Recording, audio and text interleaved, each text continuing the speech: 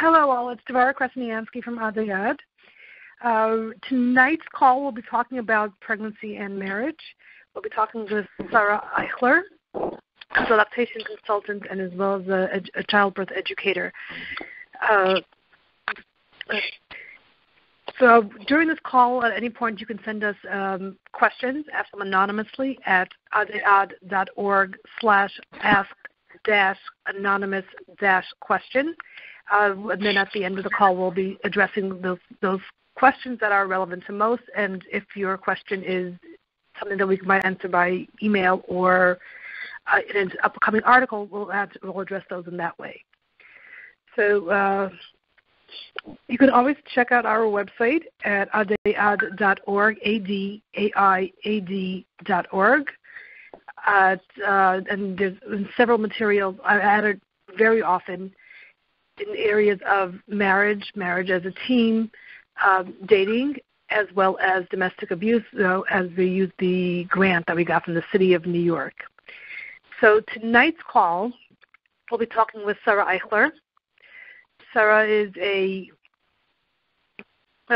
an international board certified lactation consultant, a member of the New York Lactation Consultants Association, Hypnobabies instructor, Lamaze certified childbirth educator, and Dona trained doula. She's helped thousands of families with the transformation that begins with pregnancy and starting a family of their own. She loves to see the smile on mothers and fathers' faces when it comes all together and finally works. Sarah is based in Brooklyn and has a private practice as a lactation consultant, as well as teaching birthing and breastfeeding classes to parents and professionals. So I'm really excited to be talking to Sarah about this topic. As I understand from the feedback I got before this call, we have both men and women on this call. So we'll be addressing areas that are related to both the husband and the wife during pregnancy. I know that the mother is the one who's actually expecting, but many times there's many concerns that the father has as well, and so this is a very important conversation to be having between them both spouses. So I'm really excited to have Sarah join us and do this call with us. So, Sarah, let's just introduce yourself and a little bit of the background of what you're doing and the work you do. I think you did a great job. I think my experience is really seeing parents go through this journey right from the prenatal side all the way to the postpartum. So I get to see the before and the after. I'm never at the birth, so even though I'm trained, I have 3 little kids that keep me busy. So I'm not really able to attend birth as a doula. But I really get to see the journeys that the parents take before the birth, during the birth, before the birth, and then particularly afterwards. As a lactation consultant, I really do get to see a little window into a lot of people's lives that otherwise I wouldn't see. And especially I do house calls, so I really get to see the dynamics. And as a lactation consultant, it's really important to see those dynamics because, as you know, support is super important when it comes to children and families. And, the saying is it takes, a village to raise a child. You really see that, and we'll talk a little bit about that today, how to make your own little village. So one of the questions that's kind of a conglomerate of some of the questions that came in today is many wives or mothers wish their husbands would know X, Y, Z about the pregnancy, especially a first pregnancy when it's new to both of them, but she's actually experiencing it and he's kind of second-hand experiencing it. What would be some of those things that some women wish their husbands would know, but somehow they don't bring it up or they don't say it outright? Yeah, you know what, women, we tend to take a lot of things on ourselves, and we tend to, believe we can do it all with no help, and we don't need to tell anybody that we're in pain or we're uncomfortable. So, the beginning weeks are really, I would say, with excitement, but also trepidation and fear for a lot of new families. because they don't know who to turn to, and they don't know who to call. And then there's that understanding of, well, we're not supposed to tell anybody that we're pregnant, which, I always tell people it's always good to go back to the source. And what the Rebbe was actually saying was not to publicize pregnancy. So to publicize something means to announce it, versus if you, particularly the first few weeks or months of pregnancy, if you need help or you need guidance, and you go and ask a friend, or you ask your mom, or you ask your aunt, who do you recommend I go see for a midwife or an OB? Or I'm not feeling well, do you think you should send over some dinner? A lot of people have that misconception of like, oh, I can't tell anybody. I have to sort of suffer in silence, and the only person I can tell is my husband. And even then, they might not share it as clearly as they could. For some couples, they get pregnant fairly soon after they get married, so they're just starting to get to know each other. And then, we all know about the hormones that come with pregnancy. Throw that in, and sometimes things sort of get lost in translation.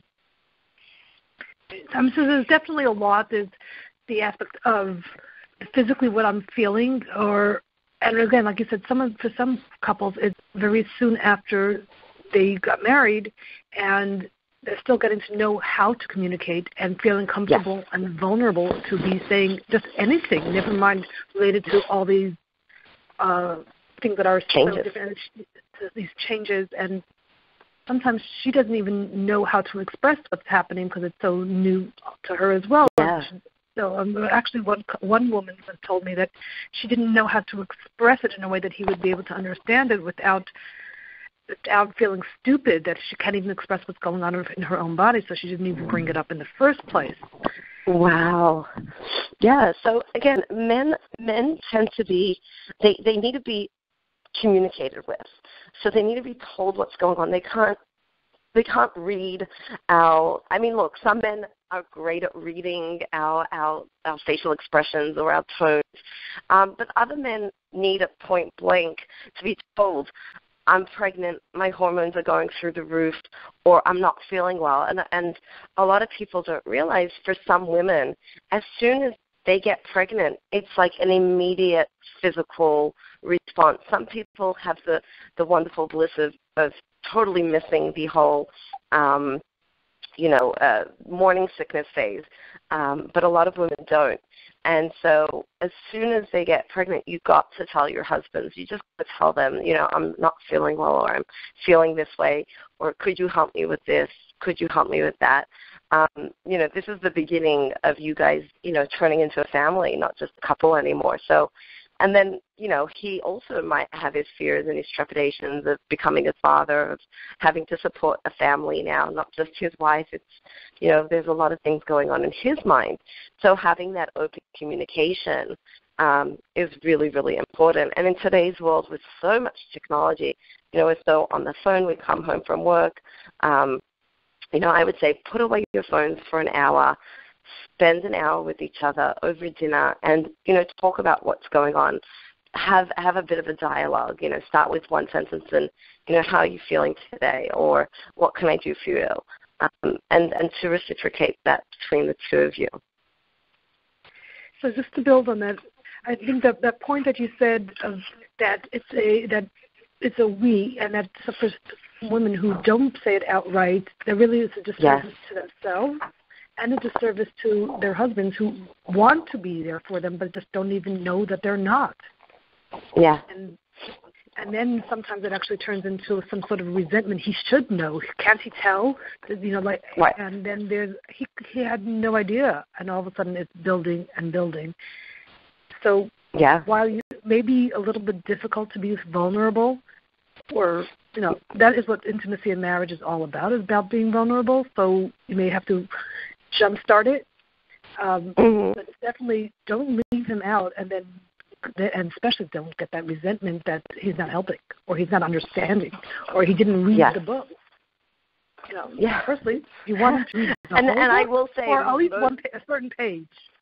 Yeah, and most men won't read the books. I mean, I teach a class, and we give, I teach hypnobabies, and I also teach, a program that I created for the Crown Heights community, and in both the classes I give a ton of handouts out, and I'm like, if you can get your husband to read it, that's great. But a lot of them will just get really overwhelmed, and so what I suggest is, sit down, say, hey, this is a really interesting point, and do it slowly to introduce them into this world of pregnancy and birth and motherhood.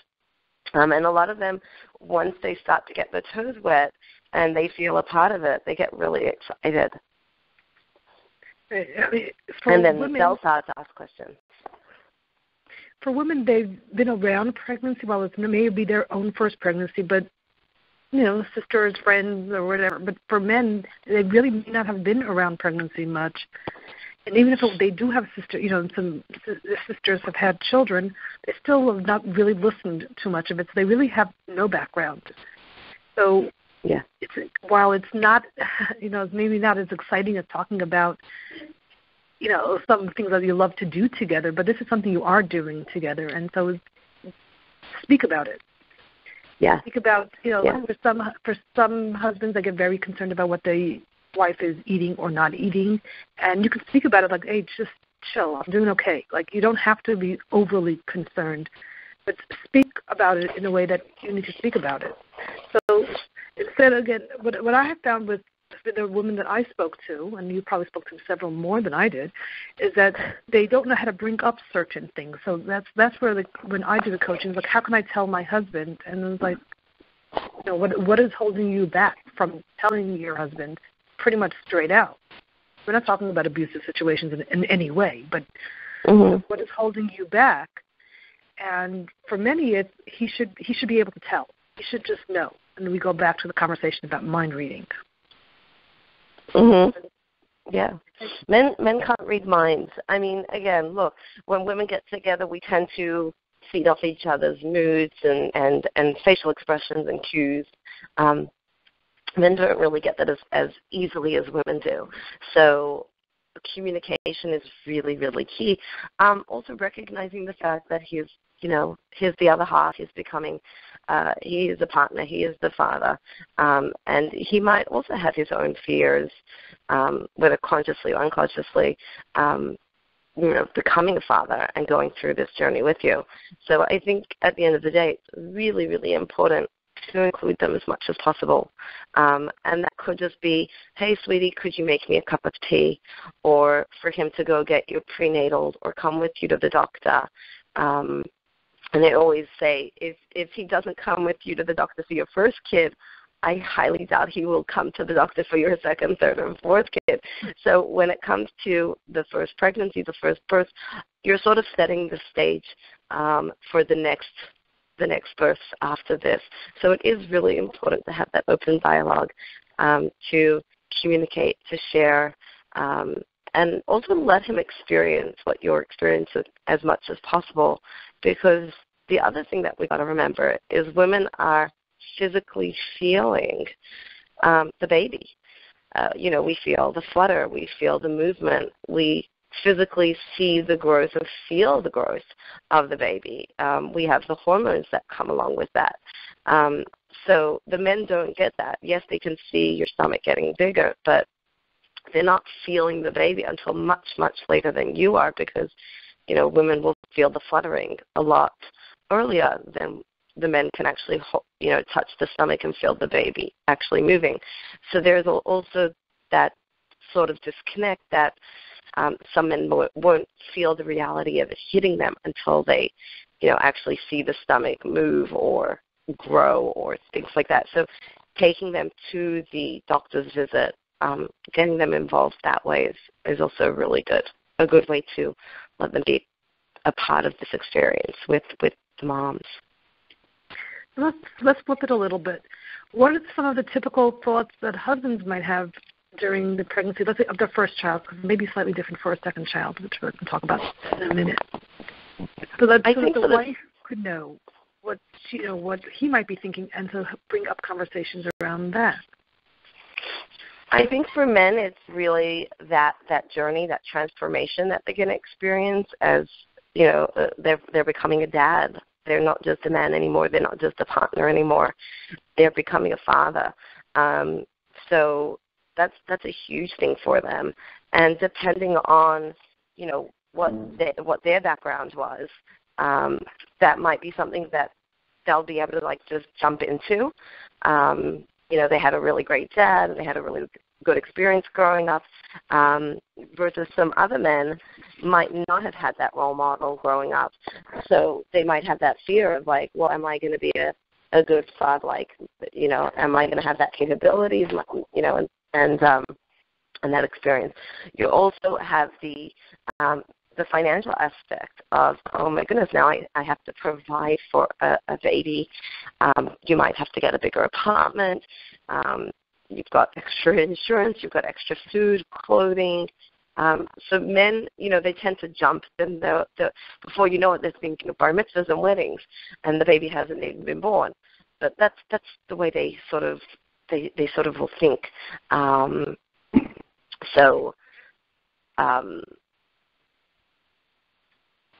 Engaging them and letting them feel that they are part of the journey of the mom becoming a mom, but also that you're becoming a family together.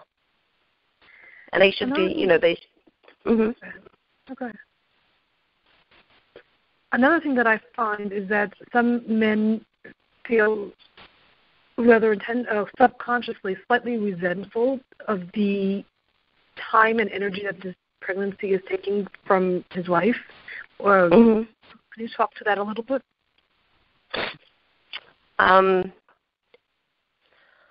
So sometimes they sort of, we're going from all the attention being on them to now all the attention is being on the mom, and there's and this new being that hasn't even been born yet, but everything's surrounded by the baby.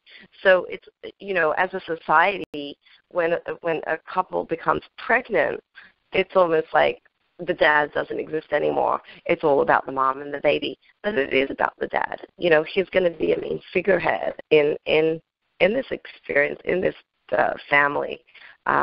So we really need to encourage them. We need to get them involved, create a space for them, that they should be able to connect during the pregnancy, during the journey, get them to open up, to share with you where they feel, where they sort of standing, get them to... So as far as for many, it's really subconscious. I can't even tell what is annoying and what is concerning them or upsetting them. But it might be worthwhile for both to start reflecting on what is happening here, and maybe the wife is bringing too much attention to her and the pregnancy, and having a little bit less attention to her husband.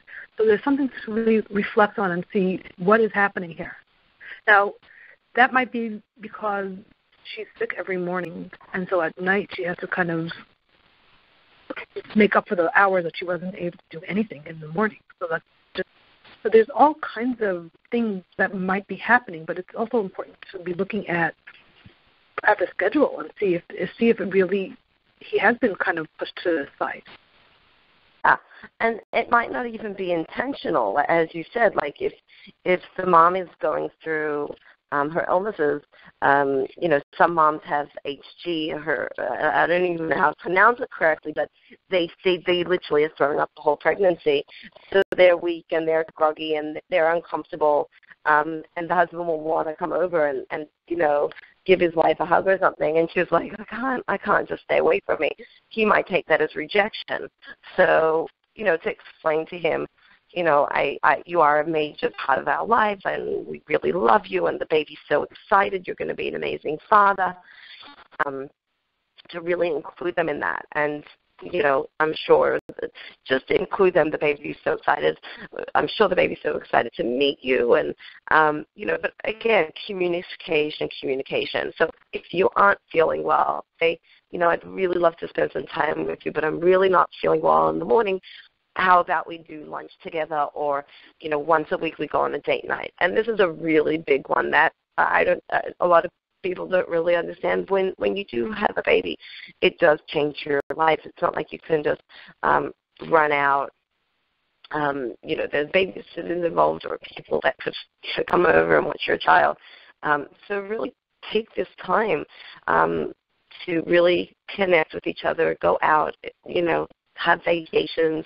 There's no reason to stay inside the house just because you're pregnant, and really take advantage of these 9 months to get to know each other better, to really connect, to communicate, so that when you do have a baby, those communication lines are open and they've already been established and built. And it's sort of just going to be second nature that, okay, now you're recuperating from the birth, and now we need dad to come over and maybe bathe the baby or change the baby's diaper. It will just be a continuation from the pregnancy. So let's talk a little bit about the support that the pregnant wife typically needs. And for everyone, it's different. There's a huge range. For some people, they really don't feel any difference, but and they just are pregnant, but they don't have the morning sickness. They aren't weak. Some people get extra energy. So, oh my goodness! Yes. But for some, it doesn't. For some, it doesn't happen that way. So if someone, so now for a minute, we're talking just to the husbands. If all your 19 sisters, have been felt wonderful, your wife still may not. And even if her sisters felt wonderful, your wife may not. And even if she felt wonderful the first pregnancy, she may not be feeling the same in the second pregnancy. So each pregnancy and pretty much each day of the pregnancy is its own entity. But so with that said, what are some typical things that are needed for, just typically?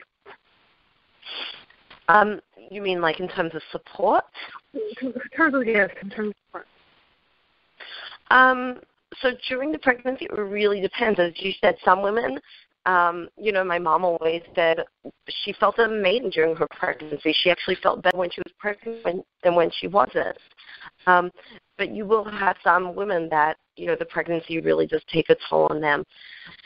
What you'll generally see with normal pregnancies is that the first trimester and the last trimester tend to be the most draining, the most challenging. So the first trimester, your hormones are just raging. Your estrogen and progesterone are just like skyrocketing. The baby's doing a tremendous amount of growth. So most women that have morning sickness, it's generally the first trimester.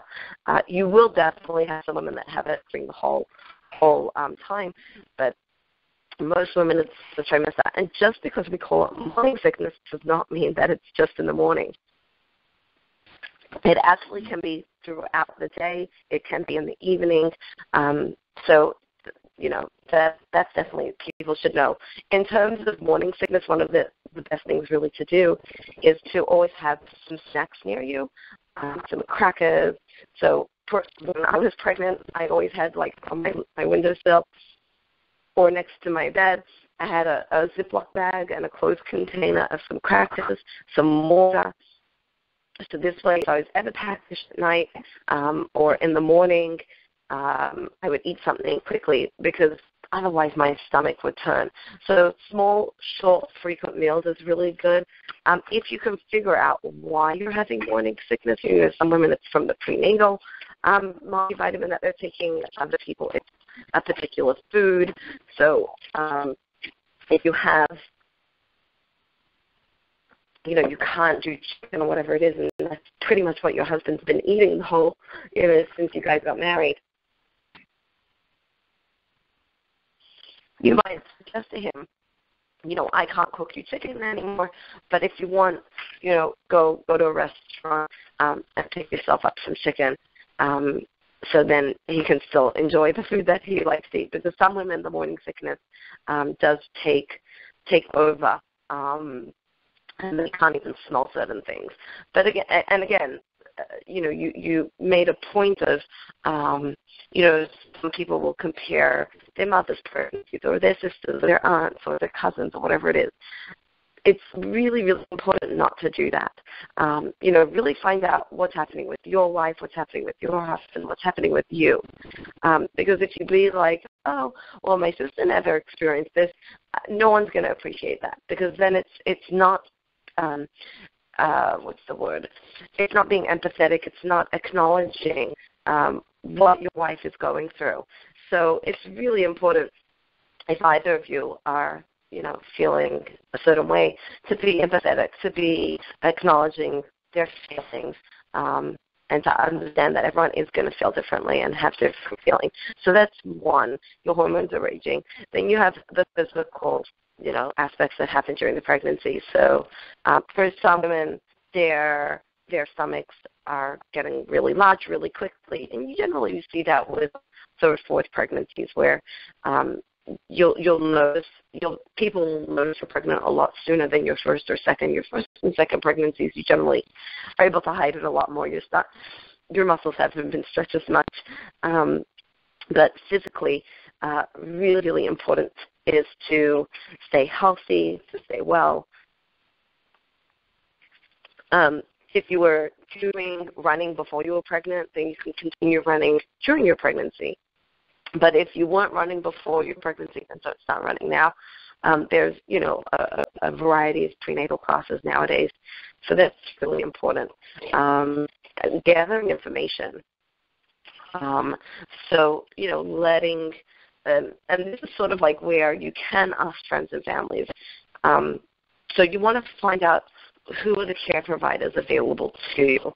And I always joke in Crown Heights, before you even choose your care provider, you're booking your doula first, because the doulas, there's way fewer than them, and they tend to have less clients.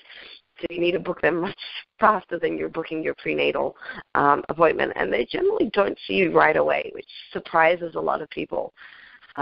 They generally wait. I think it's like the 9th or the 10th week. And I'm actually forgetting which exact week, but maybe it's the 12th. But it's not right away. So don't be surprised that when you do call your doctor or midwife to make that initial appointment, that they'll be like, okay, we'll see you in about 4 weeks. If there is, for some reason, you don't know when you got pregnant, for example, you tend to have really long cycles, or your cycles are irregular. So in that situation, you will need to mention it to the doctor, to the care provider, and you might need to do what's called a dating sonogram, which I know is a little bit of a controversial subject, but in terms of dating pregnancies, the earlier you do the ultrasound to date a pregnancy, the better the results for your expected things that they will give you. The later they do that ultrasound, the more chance of error they have.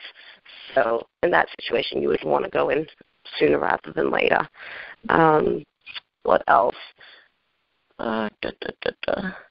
Oh, a really, really good thing during the pregnancy to do is to learn about pregnancy together. I really like that idea. So find a book that doesn't scare you. I know a lot of people really like What to Expect When You're Expecting. I personally don't really like that book. I'd much rather go with a book. There's a wonderful book by Penny Simkin that is evidence and research-based, and it's called Pregnancy, Childbirth, and the Newborn. And it's a really, really great book that goes through everything. So you could pick a page, read it with your husband, discuss the topic with him, get him involved, let him be a part of it. With that said, some of this is like sort of first pregnancy stuff, because like by the second pregnancy he may already know a little bit about what happens each month, and you may know. But what's different in a second pregnancy is that there was a first child. Exactly. And there's so much. So while we're already talking about in the first pregnancy that there's physical things and household chores that need to be reassigned or realigned, and with the second pregnancy and being a child, whether it's even a very young toddler or even a preschooler or older, there's still household chores that have to happen, and that also have to be realigned or discussed. And yes, indeed, the husband is working long, hard days, and he's supporting the family. But if the pregnant wife isn't feeling well enough to keep the house, somehow the house has to be kept, whether it's getting cleaning help or kicking in somewhere. Yeah. And what I found is that sometimes the women feel bad or guilty or that they're adding more work to their husband. Mm-hmm. And that's something I definitely hear that a lot. Yeah. And I think it comes down to really budgeting, really understanding. I mean, most women nowadays are working. And a lot of women, as soon as they have their baby, 6 weeks later, they're going back to work. So, taking a little bit of money, and it doesn't have to be a lot of money, $5, $10, $20 a week. Put it aside so that if you do need that help in the house, you have that opportunity to go and get it. The other thing you could do is, if you do come from a large family, take advantage of that. If your child, if we're talking about multiple kids over here, if you're not feeling well, ask your mom, hey, could you come over and watch the baby while I get some rest? Could you help me with the household chores? Having that line of communication, also knowing who you're talking to. Some moms are great like that, some bobbies are great like that, and others aren't. But so know who you're talking to. Like some bobbies will come and clean the house. I've seen it. They literally come and wash the dishes and do the laundry and take care of the house, but they won't babysit the kids. Other bobbies will babysit the kids and take them on errands. Other bobbies like to spend money and buy the kids a lot of things.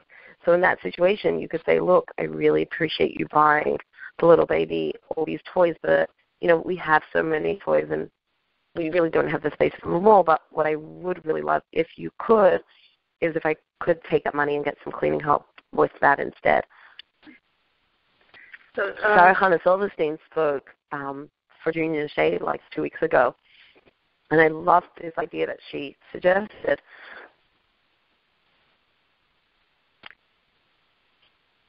Which I think worked probably with previous generations when most women were not working. She was like, trade with friends.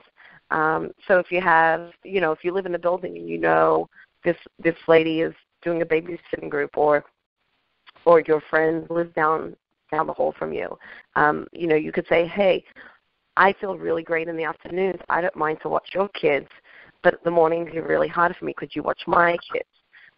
Or could you come and help me organize my home, and then I'll come and do something for you? Or, find your strengths. I love to cook. You don't like to cook. Could you watch my kids, and I'll cook for both of us? And so things like that. Do like trades with other people to help with the house, or even just to have someone come over and talk to you. You don't even have to trade things, particularly if it's the winter. And this is both for pre and postnatal. A lot of people, they sort of get down.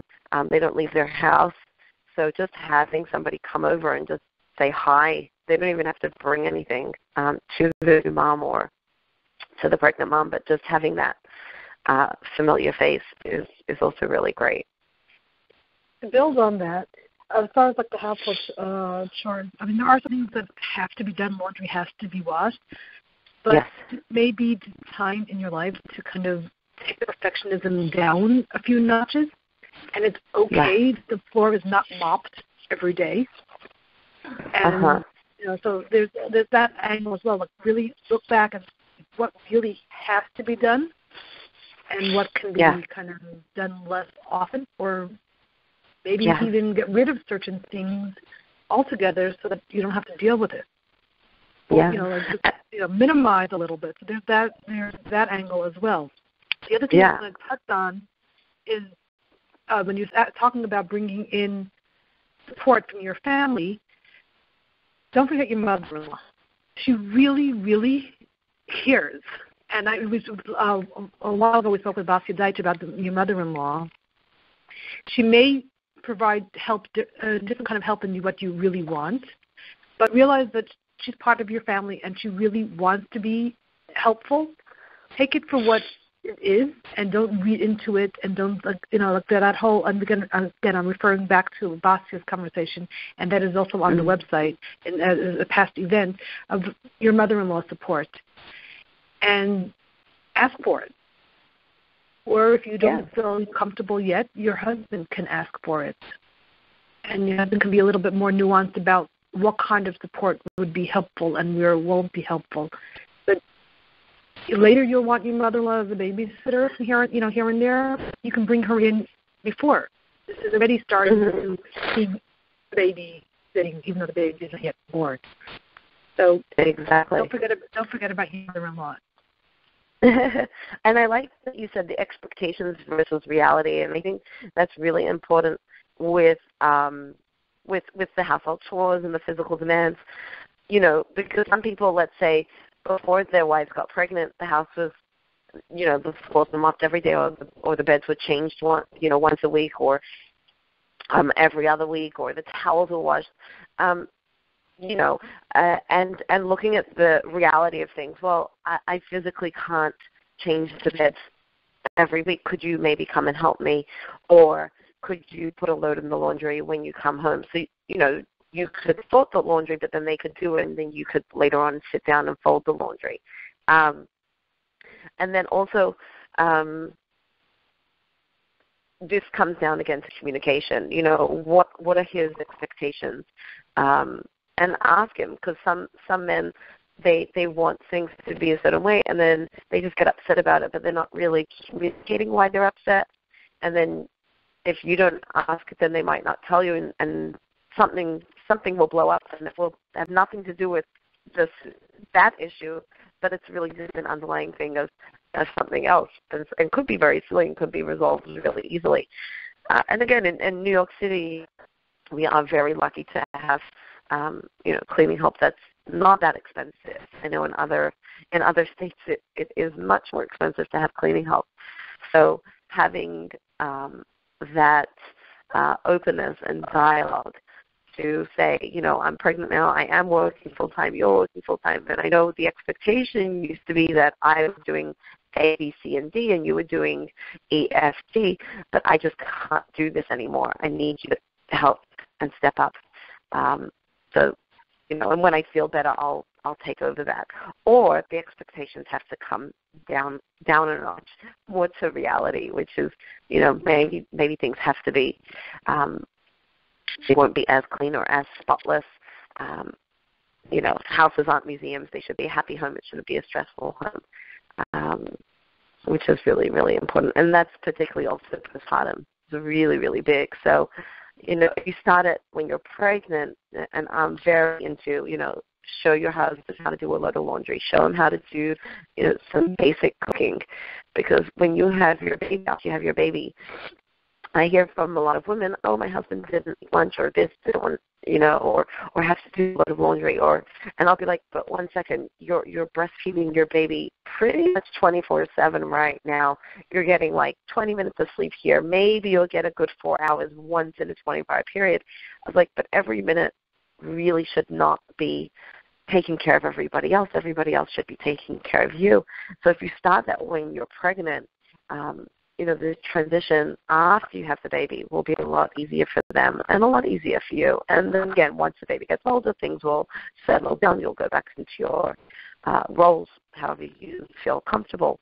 But again, having that expectation and versus the reality, and having that open communication between the two of you.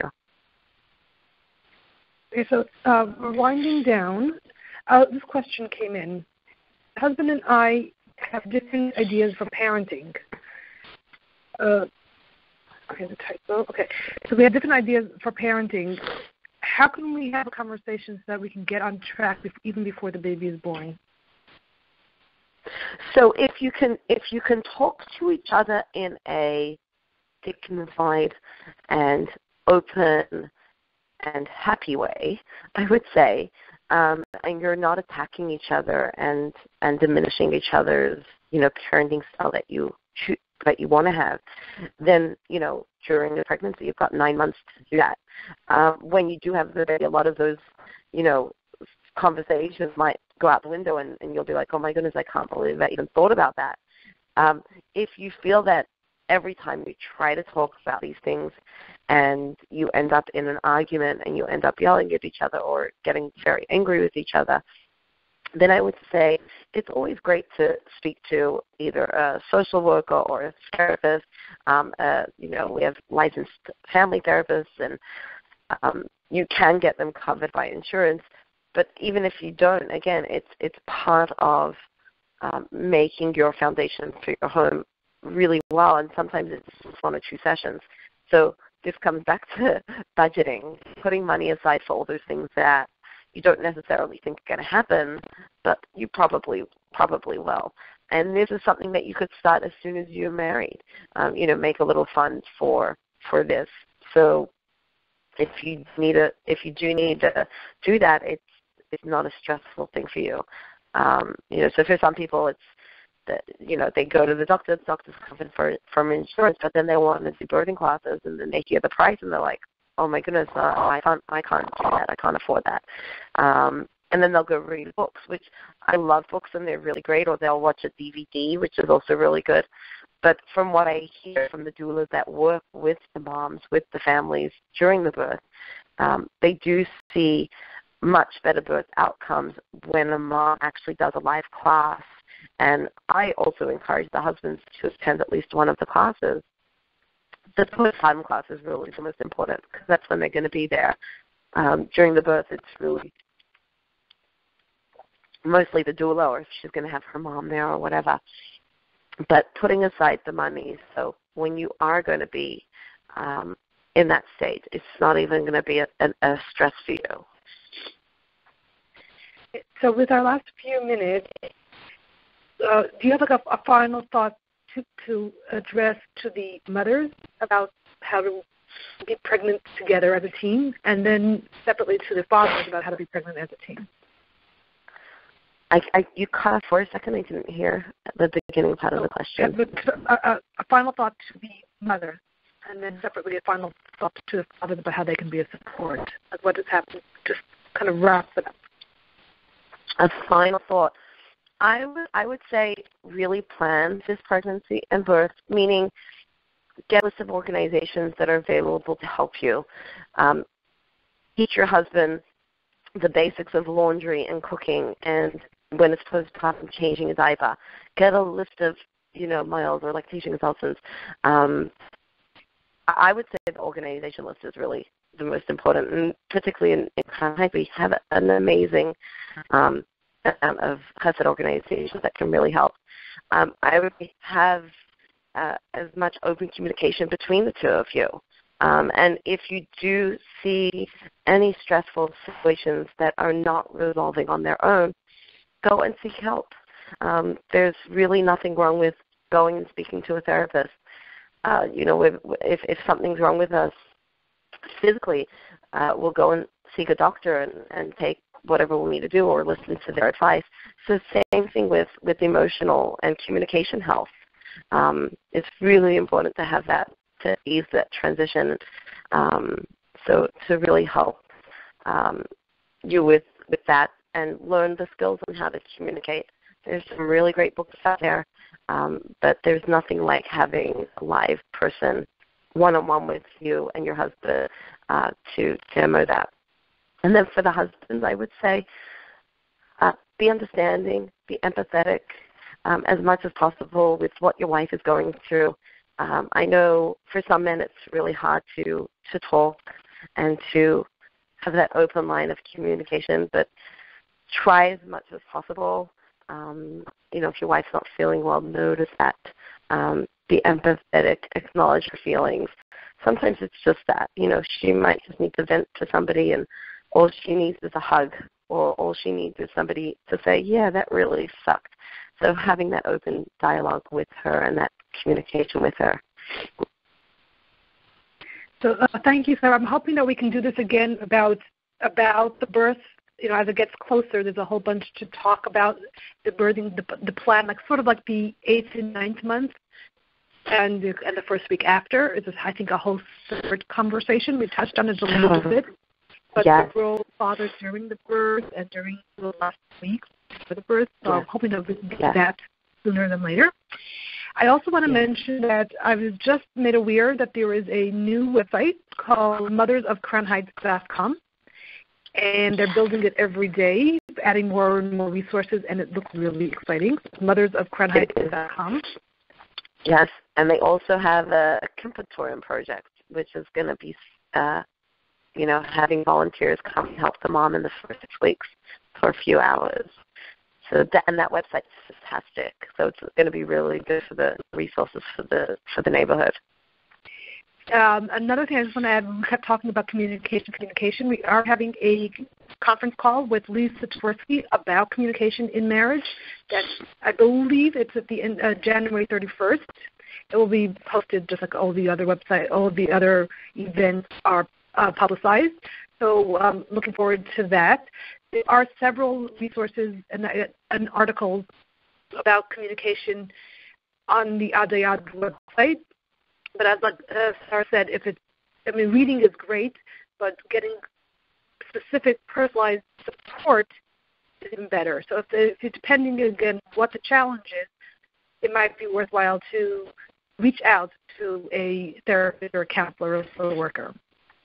Yeah, and they do have that. And then particularly in New York City, there are some centers that have sliding scales, and there are clinics that couples can go to. Just to add to that, when we're talking about hormones, sometimes it's just the hormones, and it's not much more than that. There's a problem in the relationship, but it's the hormones that are acting up and kind of interfering into the relationship. So a counselor can help you work through and work with the hormones that are temporary, but temporary for 9 months, temporary. It may feel like a long time. So it just is. Hormones are something that women can control. It just is.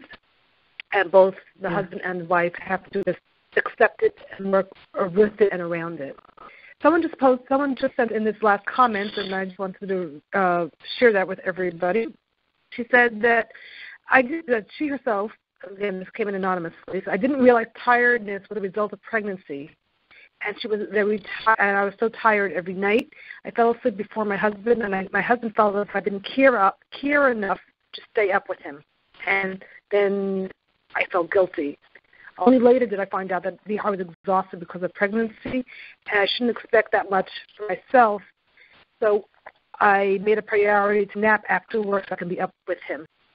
So I just wanted to bring that attention for those who don't yet realize that tiredness is not just it's exhausting tiredness. It's not just tired. It could be exhausting, like go to sleep at 4 o'clock in the afternoon for the night. Exhausting. That was my wonderful experience. But our kids are wonderful. So thank you, Sarah. I really look forward to our next talk. I will publicize that as well. If anyone has any other questions related to pregnancy, definitely you can email my Adai Ad, or you can email Sarah. This call is being recorded and will be up on the Adai Ad website, as well as Sarah's contact information if you want to contact her for any of these services that she provides or any questions that you have for her. This recording will be at adaiad.org/past-events. This event was recorded, and it will be there, as well as all the other events that have been recorded. So thank you, Sarah, and thank you all. Thank you for having me, Devora. And I look forward to our next conversation. Thanks, Sarah. Me too. Take care. All right, good night.